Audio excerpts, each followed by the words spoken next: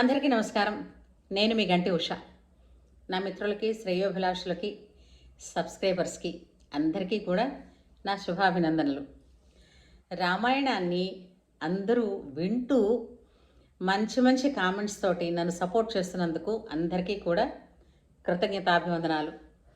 గత వీడియోలో మనం రామాయణం ఏం చెప్పుకున్నామంటే, రాముడు అయోధ్యని విడిచిపెట్టి తను భరద్వాజ ఆశ్రమానికి వెళ్ళి భరద్వాజ మహర్షిని దర్శనం చేసుకుని అక్కడి నుంచి ఆయన చెప్పిన రీతిగా యమునని దాటి అతను ప్రయాణం చేసి చిత్రకూట పర్వతానికి వెళ్ళి అక్కడ లక్ష్మణుడు నిర్మించినటువంటి పర్ణశాలలో గృహప్రవేశం చేశారు. సీతారాములు లక్ష్మణుడితో సహా చిత్రకూట పర్వతం దగ్గర ఉన్న పర్ణశాలలో ఉంటూ ఆ వనవాసం చేస్తూ ఇంటి దగ్గర తండ్రి గారు ఎలా ఉన్నారు, మిగిలిన వారందరూ బంధువులు మిత్రులు అందరూ ఎలా ఉన్నారన్న సంగతి వాళ్ళు తలపోసుకుంటూ ఆ జ్ఞాపకాలన్నీ తలపోసుకుంటూ అందరూ భారమైన మనసులతో ఉన్నారు. ఇలా ఉంటుండగా అంటే ఇక్కడ భారమైన మనసు అంటే ఒకటి గుర్తుపెట్టుకోండి, రాముడు ఎక్కడా కూడా రాముడు కానీ సీత కానీ రాజ్యం తమకి ఇవ్వలేదని, పట్టాభిషేకం జరగలేదన్న భారం కానీ బాధ కానీ వాళ్ళ మనసుల్లో కాదు కదా, ఎక్కడా లేదు. కేవలం తల్లిదండ్రులు తన కోసం విలపిస్తున్నారన్న బాధ మాత్రమే రాముడికి ఉంది. ఇది విషయం. సరే, అయితే సుమంతుల వారు అయోధ్య నగరానికి తిరిగి వెళ్ళడం, అందరూ కూడా సుమంతుల వారిని అడగడం, రాముని తీసుకురాలేకపోయావా అని అనడం, బతిమాల లేదా అని అనడం, ఇవన్నీ అయిపోయాయి. తర్వాత దశరథ మహారాజు అడిగాడు కూడా, సీతాదేవి ఎలా ఉన్నారు అడవిలో అని. అడగగానే చెప్పాడు సుమంతుడేమని, బాలేన రమతే సీత, హాయిగా చిన్నపిల్లలాగా చాలా సరదాగా ధైర్యంగా ఉన్నది ఆవిడ. రామలక్ష్మణులు అయినటువంటి వాళ్ళిద్దరి సంరక్షణలో మహావీరులు కదా, వాళ్ళ సంరక్షణలో ఉన్నారని చెప్పారు. అయిన తర్వాత ఏనాడు కూడా మామూలుగా మాట వరుసకైనా కౌసల్యాదేవి మందిరానికి వెళితే కైక ఎక్కడ చిన్నబుచ్చుకుంటుందో అని దశరథ మహారాజు ఏనాడు కూడా కౌసల్య మందిరానికి కానీ సుమిత్ర మందిరానికి కానీ వెళ్ళిన దాఖలాలు లేవు. ఆయన ఎప్పుడు కూడా కైకాదేవి మందిరంలోనే ఉండేవారు. అలాంటిది కైక వలన ఇంత బాధ పొందిన తర్వాత ఆయన ఏమనుకున్నారు, దశరథ మహారాజు తన సేవకులతో చెప్పారు, కౌసల్య మందిరానికి తీసుకుని వెళ్ళండి అని అంటారు. కౌసల్య మందిరానికి తీసుకెళ్తారు. కౌసల్య అక్కడ కూర్చుంటుంది. నేను ఏనాడు కూడా నిన్ను పొరపాటున కూడా నిన్నెప్పుడు నేను పలకరించిన ఇది లేదు, ఎప్పుడైనా కైక కోసమే నేను ఆలోచించాను, నీ గురించి నేను ఏనాడు ఆలోచించలేదు, కానీ ఈనాడు దానివల్ల ఇంత బాధ పొందాను, నిన్ను కూడా బాధ పెట్టానని చెప్తూ ఉంటాడు. ఇక్కడ ఆమె ఒక మాట అంటుంది, మీరు వరం ఇచ్చారు, భరతుడికి రాజ్యం ఇచ్చేశారు, పోనీ మంచిదే, కాదనలేదు. ఆవిడ ఎంత లీగల్ పాయింట్ అందో చూడండి. భరతుడికి రాజ్యం ఇచ్చేశారు, భరతుడి దగ్గర దాసుడుగానైనా రాముడు ఉంటాడని ఎందుకండి, రాముణ్ణి వనవాసాలకి పంపిస్తానన్న వరం ఎందుకు ఇచ్చారు మీరు? అంటే నా కొడుకుని నాకు కాకుండా చేశారు, ఇన్నాళ్ళు మీరు కూడా నాకు ఆత్మీయతగా నాకేనాడు దగ్గర లేరు, మీరు ఎప్పుడు నన్నే అన్యాయం చేశారని గొప్ప బాధపడుతుంది కౌసల్య. దాసుడుగానైనా రాముడు నా కళ్ళ ముందు ఉంటాడు కదా, ఇప్పుడు ఎక్కడికో పంపించారు, ఎక్కడున్నాడని, ఏం తిన్నాడని, ఉన్నాడనా అనగానే అని ఆవిడ బాధ మరి తప్పదు కదండి. మీరు 3 విధాలుగా నన్ను ఈ విధంగా చంపేశారు, నా కొడుక్కి నన్ను దూరం చేశారు, ఈ రోజున మీరు ఉన్నా కూడా అని పాపం అనుకుని, మహారాజా నా కడుపు శోకం వలన మిమ్మల్ని అనరాని మాట అన్నాను కానీ క్షమించండి అని కాళ్ళు పట్టుకుంటుంది. కానీ అప్పటికే దశరథ మహారాజు అంటాడు, నువ్వు ముళ్ళు గుచ్చుకున్నట్టుంది, ఆ కైక ఇబ్బంది పెట్టిందనే ఇక్కడికి వచ్చాను, కౌసల్య నువ్వు కూడా అని పాపం బాధపడతాడు. అయితే ఇలా ఉంటుండగా అతను ఏంటంటే మధ్యలో తెలివి తప్పిపోతున్నారు, ఒళ్ళు చూస్తే జ్వరం వచ్చింది, అందరూ అదే బాధలో ఉన్నారు కాబట్టి ఎవరిని ఎవరు ఓదారుస్తారు, ఇక్కడ ఎవరిని ఎవరు ఓదార్చే వాళ్ళే లేరు, ఎవరి బాధ వాళ్ళు పడుతున్నారు, ఎవరి అక్కసు వాళ్ళు కాసేపు వెళ్ళగక్కినంతసేపు వెళ్ళగక్కుతున్నారు, ఊరుకున్నారు. ఇలా ఉంటుండగా ఆయన అపస్మారక స్థితిలోకి వెళ్ళిపోతూ ఆయన ఏదో మాట్లాడుకుంటున్నారు. ఆయన మాట్లాడిన మాట ఎవరికీ అర్థం కావటం లేదు. ఇక్కడ చూడండి, కౌసల్య మందిరంలో దశరథ మహారాజు ఉన్నాడు, సుమిత్రాదేవి కూడా అక్కడే ఉంది. కైక మాత్రం తన మందిరాన్ని విడిచిపెట్టి బయటికి రానే లేదు, తన మందిరంలోనే ఉంది.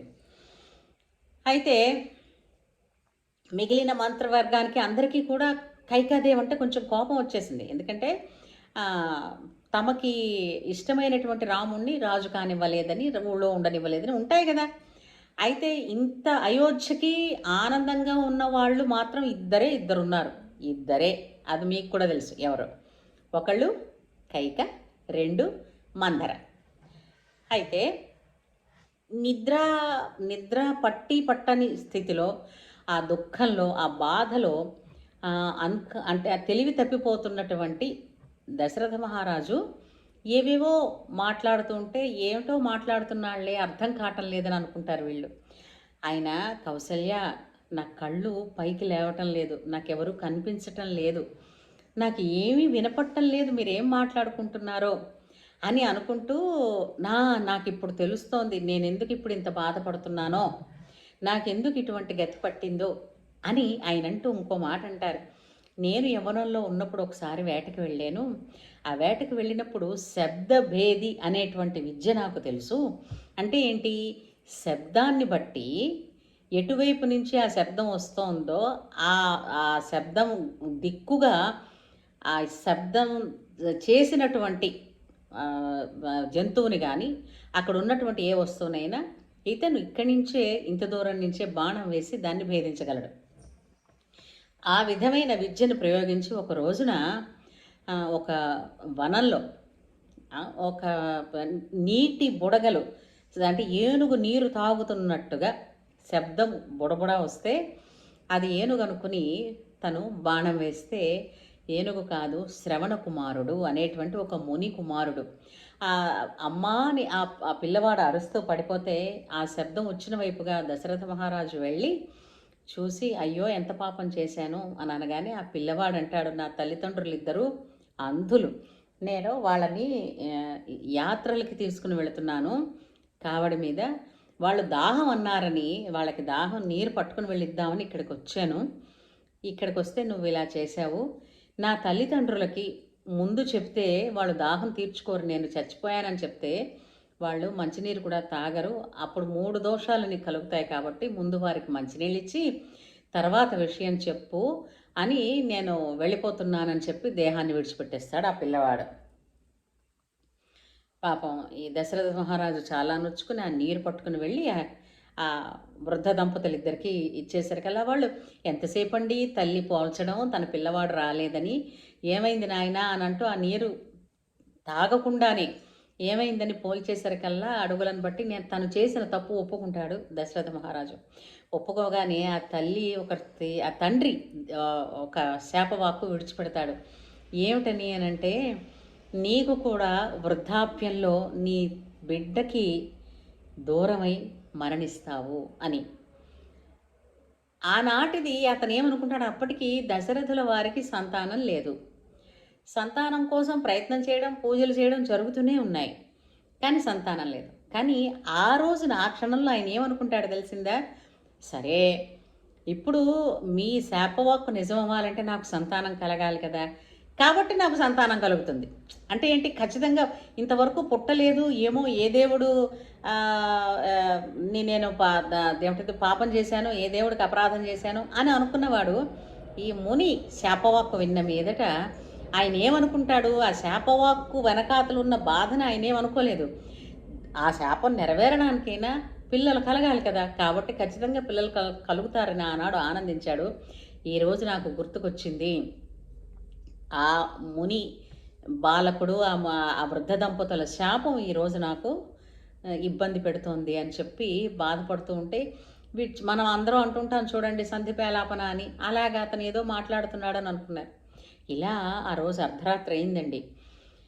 అర్ధరాత్రి అయితే అతను అరుస్తున్నాడు, కౌసల్య నా ఒళ్ళంతా మంటలుగా ఉంది, కళ్ళు కనిపించటం లేదు, మాటలు వినిపించటం లేదు, నా తల మీద చెయ్యి వేయవా, నా ఒంటి మీద చెయ్యి వేయవా ఒక్కసారి అని ఆయన అరుస్తుంటే వీళ్ళేమిటి అక్కడే ఉన్నారు కానీ ఏముంది నిద్దట్లో కూడా కొడుకు గురించి కలవరిస్తున్నాడు, ఎవరు మాత్రం ఏం చేయగలరులే అని ఊరుకుంటారు. కానీ వాళ్ళకి తెలియంది ఏంటంటే ఆ అర్ధరాత్రి ఆ క్షణమే ఆయన మరణ బాధను అనుభవించి దేహాన్ని విడిచిపెట్టారు. వీళ్ళకి తెలియదు. ఆయన ఏదో మాట్లాడుతున్నారు, మాట్లాడి మాట్లాడి మాట్లాడి పడుకున్నారులే అనుకుంటారు. పొద్దున్న లేచినప్పుడు వచ్చి రాజుగారు అలాగే కదలకుండా ఉన్నారనుకుని లేపుదాం అనుకుని లేపు చూస్తే రాజు లేరు. ఒక్కసారి ఎవరు కౌసల్యాదేవి, సుమిత్రాదేవి గొల్లుమంటారు, బాధపడతారు. ఈ వార్త వెంటనే వశిష్ఠుల వారికి, సుమంతుల వారికి తెలుస్తుంది. తెలిసిన తర్వాత వాళ్ళు ఏంటంటే వెంటనే ఇమ్మీడియట్లీగా వశిష్ఠ మహర్షి ఒక ఆదేశం చేస్తారు.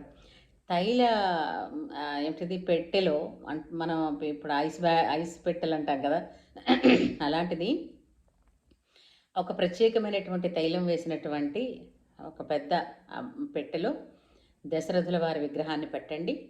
పెట్టి వెంటనే 4 దూతలు భరతుడు ఉన్నటువంటి రాజ్యానికి వెళ్ళి ఏమీ చెప్పద్దు, భరతుడు వాళ్ళ తాతగారికి కానీ భరతుడికి కానీ ఏమీ చెప్పకుండా రాజుగారు మిమ్మల్ని రమ్మన్నారు అని చెప్పి భరత శత్రుఘ్నులని ఇద్దరినీ కూడా వెంటనే తీసుకుని మీతోనే తీసుకుని రండి అని చెప్తారు. ఎందుకు అని అంటే రామలక్ష్మణులు ఇద్దరూ ఊళ్ళో లేరు కదా, అంటే వాళ్ళ అడవికి వెళ్ళిపోయారు. మరి ఇప్పుడు ఈ కార్యాలన్నీ చేయవలసినవి ఎవరైనా ఉన్నారు అని అంటే భరతుడే కదా. రెండోది, రాజ్యంలో రాజు లేడు అన్నది వెంటనే ఎప్పుడు కూడా డిక్లేర్ చేయకూడదు.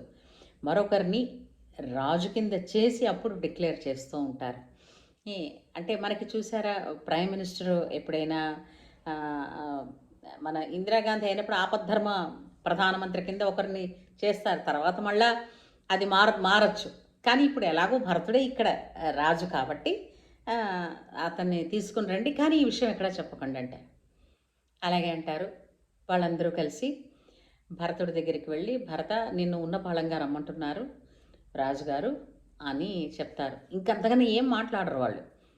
సరే, తన తమ్ముడిని కూడా తీసుకుని స్నేహితులందరి దగ్గర విడుకోలు తీసుకుని వచ్చేస్తుంటే భరతుడు మేనమా అంటాడు, నీకు గోవులు రథాలు అన్నీ ఇస్తాను అని అనగానే భరతుడు అంటాడు, అవన్నీ ఇప్పుడు నాకు తీసుకువెళ్ళే సమయం లేదు, ఎందుకో తొందరగా రమ్మన్నారు కదా నాన్నగారు, నేను తొందరగా బయలుదేరుతున్నాను అని చెప్పేసి బయలుదేరి వస్తాడు.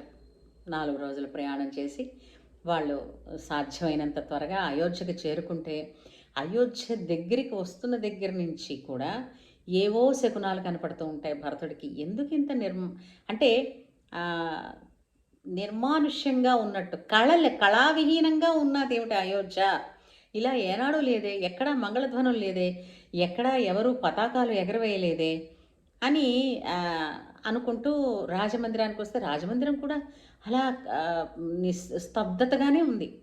ఆయన అటు ఇటు చూస్తూ రథం దిగుతూనే పరిగెడతాడు. ముందు వెళ్ళేది దశరథుల వారి మందిరానికి వెళ్తాడు. అక్కడ దశరథుడు కనపడడు. వెంటనే దశరథుడు ఎప్పుడు ఎక్కడుంటాడు, కౌసల్య మందిరంలో ఉంటారు.